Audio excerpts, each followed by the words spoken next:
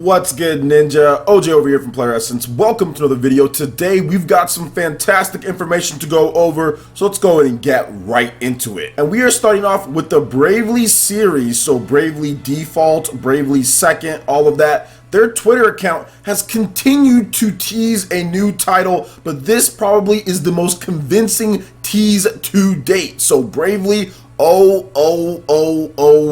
that's in quotations. The official Twitter account for the Bravely series is teasing a new title announcement. First, the account changed its name to Bravely In Japanese, those O's signify blank spaces that can be filled by characters. Then it tweeted, quote, "It's already been said, but Octopath Traveler shipped 1 million units. Thank you so much. And now, exclamation mark, question mark. Please keep your eyes on Square Enix 11th Business Division's games in the future." The tweet includes the following artwork, which shows the Octopath Traveler 1 million shipment celebration artwork creating the shadow of a fairy. Now, the latest mainline entry in the Bravely series is Bravely Second End Layer for the Nintendo 3DS, which launched back in 2015. So let's talk about this, guys. This is pretty major. This is a blatant tease for a new game. They said Bravely blank spaces. Then they stated Square Enix's 11th Business Division, which is going to be doing a lot of Nintendo Switch titles, and Octopath Traveler, you have that tease with this right here. Obviously, it's going to be a brand new Bravely Default game or Bravely something game. Probably going to be on the Nintendo Switch, might be on other systems, but probably going to be on the Nintendo Switch first. And I would guess, I would hope, since they're teasing the original one there with the, with the Bravely Default fairy and everything, I would think that it would be Bravely Default Remake. That's what I would think it would be, or like a Bravely Default 1 and 2, Bravely Default, Bravely Second remakes. I don't know how easily you'd be able to port those games over from the Nintendo 3DS to Switch. We don't see a lot of ports, okay, guys? So when you just take the game and like you up-res it or something like that, or remaster it on the Nintendo Switch, you don't see a lot of that because essentially the architectures are so different. You'd have to do quite a bit of different things to do that. So I would think that there would be some type of remake for the original Bravely Default that just has a lot of character improvements, it has a lot of fixes, has the story loop thing, kind of get rid of that, or at least streamline it in a way to where it's not so annoying and kind of just tie everything back together. That's what I would think they would do, would be a Bravely Default remake.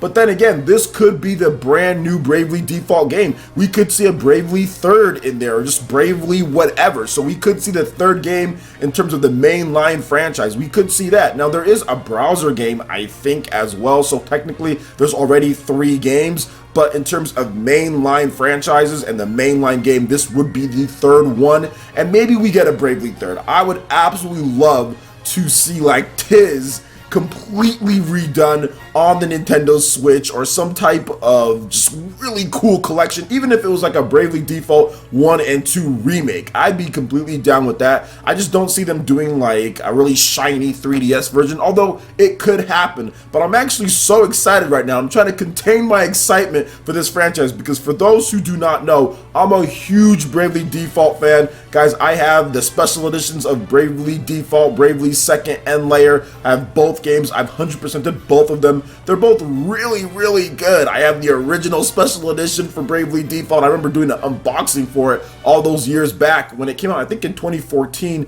here in the West. So yeah, I was all about Bravely Default. That's why I love Octopath Traveler. The developers just know how to create these turn-based battle systems that feel fast-paced but still feel fun and just kind of have the old school nods, but then do things new school as well. The Bravely Default team and Square Enix and the guys who work on that franchise are just absolutely amazing and everything. So I can't wait to see what happens, and that's why I'm saying, guys, we're gonna get a direct. We're gonna get a direct. Obviously, we have the Super Smash Bros. Direct coming up pretty soon here on Wednesday, but we're gonna get that big direct, and I think we're gonna see games like this show up for it. So look forward to more, because they actually teased that they have more games after Octopath, because Square Enix actually teased that they have more Switch games. I think like at their financial briefings like a while ago, they just said like, we're gonna work with Nintendo in order to announce these games. So I think this is one of them. Obviously, Nintendo helped out a lot with Bravely Default and Bravely Second, even publishing it in the West. So what do you guys think about this tease when it comes to it? Are you guys familiar with the franchise? Are you looking to get into it if it comes to the Nintendo Switch? Let me know your thoughts in the comment section below. All right, and here we go. We've got more My Hero One's Justice All for One EX Plus Ultra screenshots as well. This game is going down very soon here in Japan. So we get the first look at Japan's once most powerful villain. So Bandai Namco has released a new set of screenshots from My Hero 1's Justice featuring the newly announced playable character All for One and ultimate move EX Plus Ultra. So here's an overview of each via Bandai Namco. All for One. All for One was once Japan's most powerful villain and All Might's arch nemesis. He has remained outside of superheroes' affairs for the past years, raising Shiragaki to become his successor. Players will be able to use his unfathomable power to recreate his epic battle against All Might. So, EX Plus Ultra. The EX Plus Ultra is an ultimate move in My Hero 1's Justice. By fully charging their energy gauges, players will change the tide of battle with the help of their sidekicks with a triple powerful attack. My Hero 1's Justice is due out for the PlayStation 4 and the Nintendo Switch on August 23rd in Japan, and for the PlayStation 4, Xbox One, Switch, and PC on October 26th in the Americas and Europe. So Japan is getting the game a lot sooner than we are. I'm hoping that there is English text, because if there is English text, I can go ahead and pick up the Switch version or the PS4 version and play the game for you guys, but I'm guessing that there won't be because there's a huge gap in between there. So I'm guessing they still need to figure some things out and get that ready for the Western launch. Otherwise, there wouldn't be such a huge gap in between. Or maybe they're just trying to avoid all the big games coming out in September for PS4 and Xbox One. They just kind of want to avoid that. But either way, I can't wait to play this game, guys. I'm a huge My Hero fan. If you're new to the channel, I've been covering this game quite a bit, and I haven't been seeing too much coverage from other places. I think I'll pick up once all the big games from September already drop. But either way, this is looking great. I love the animation. I love the style. The developers seem to have a good game on their hands. It does seem just a little bit slow at times in terms of the movement, maybe a bit stiff, but that's just from watching the game. We have to wait and actually see once we actually get our hands on it and see how it plays. But either way, I'm excited to play the game. I think it's going to be a lot of fun. They've captured the essence of the show a lot. The graphics and everything just look great. It seems like they're going to stay very true and faithful to each character, their strengths and weaknesses. So we'll definitely see once it drops in August. Hopefully I'll be able to get a Japanese copy for you guys. So what do you guys think about My Hero 1's Justice, All for One, and the EX Plus Ultra special attacks that you can do? Let me know your thoughts in the comment section below. Alright, and moving into the final topic here, Tokyo Dark Remembrance has been officially announced for the PlayStation 4 and the Nintendo Switch, and it's due out winter 2018. So mystery adventure game Tokyo Dark is coming to the PlayStation 4 and Nintendo Switch in winter 2018 as Tokyo Dark Remembrance. Publisher Yunties and developer Cherry Mochi and Mebius announced. And I probably butchered all of those names. Sorry about that, guys. So Tokyo Dark was released for PC via Steam in September 2017. Tokyo Dark Remembrance is a complete version of the game that rebuilds the parts of the story that could not be told in the original. So let's go ahead and get into some of the key features here. There's branching story with more than 10 different endings, including a new game plus exclusive ending.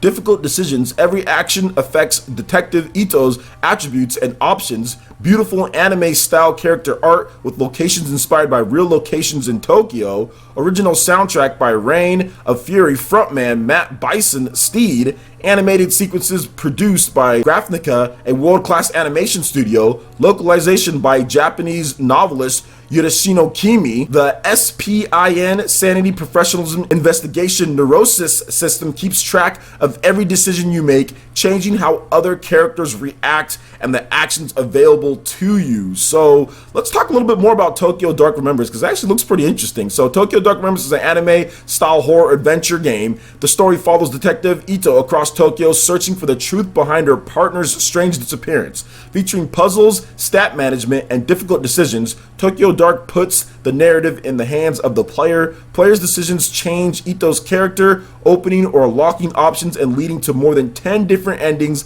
including new ones added in this special edition. So this is definitely not the style of game that I usually play, but I've always told myself, yo, OJ, like, you really need to try out some of these different types of, like, what was it, like 9 doors, 9 persons, 9 whatevers. Like, I need to try out some of those at least on stream. Maybe not just me playing on my own, but at least on stream. So one of these days, I'm definitely going to pick up one of these style of games and stream it for you guys, because it's just something new, something different, getting out of your comfort zone. And that's kind of what I wanted to do with my live streaming and everything like that. Just get out of the comfort zone, kind of do things kind of differently when it comes to gameplay and all that. So look forward for me to actually try out games like this. Tokyo Dark Remembrance, it seems like it's launching everywhere this fall, so that's really cool. The game came out for PC last year at the end of the year, so it looks like everything's a go when it comes to it. Get it on PS4 and Nintendo Switch. The graphics don't seem too intense or anything like that. Obviously, it's not going to be anything to where there's probably going to be a lot of performance differences or things like that, so you should be okay whatever you decide to go with, whether it's PlayStation 4 or the Nintendo Switch.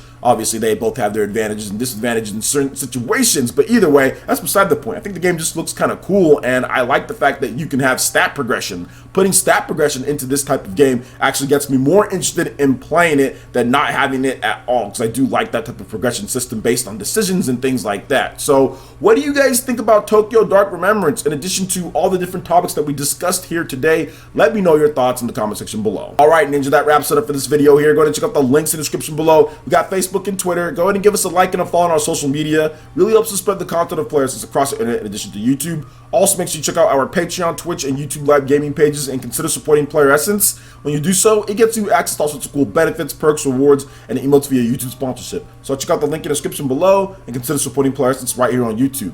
Hit that like button if you did like this video. Let me know you guys want more content like this going forward in the future. And subscribe to PlayerEssence for this RPG, Japanese, and Nintendo gaming news. Thank you so much for watching, and we'll catch you, Ninja, for the next video. Peace!